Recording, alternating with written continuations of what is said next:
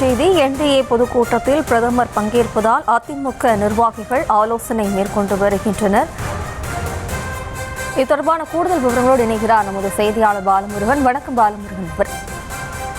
நிச்சயமாக 2026 சட்டமன்ற தேர்தல்களுக்கு அதிமுக சார்பாக மதுரை எலிஸ் நகர் தொகுதியில் ஆலோசனை கூட்டம் நடைபெற்று வருகிறது.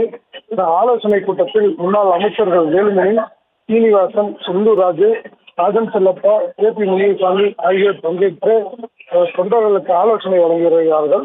குறிப்பாக KP முனிசாமி அந்த ஆலோசனை கூட்டத்தில் பேசியதாவது, என்டிஏ கூட்டணி சார்பில் மார்ச் 1ஆம் தேதி நடைபெறும் பொதுக்கூட்டத்தில் பிரதமர் மோடி, EPS முல்லா நாகேந்திரன் ஆகியோர் கலந்து கொள்கிறார்கள். மதுரையில் நடைபெறும் பொதுக்கூட்டம் வெற்றி விழா பொதுக்கூட்டமாக மாறும் விதமாக வெற்றி பெற செய்ய வேண்டும். எதிர்க்கட்சிகள் மத்தியில் கலக்கத்தை செயலாற்ற நன்மையிடம் ஏற்படுத்தும் நிலை வரும்.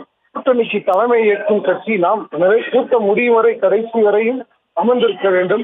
கூட்டணி கட்சிகள் தங்களது சின்னம் பொறித்த துண்டுகளை அணிந்து வர வேண்டும். வருவார்கள். அதிமுக தொண்டர்கள் இறுதியாக கட்சி துண்டை அணிந்து வர வேண்டும். அதே போல் நம் தொண்டர்களும் EPS பேசும்போது துண்டை துவக்கி காட்ட வேண்டும் என்று பல்வேறு ஆலோசனைகளை வழங்கி இந்த கூட்டத்தில் பேசி வருகிறார்கள்.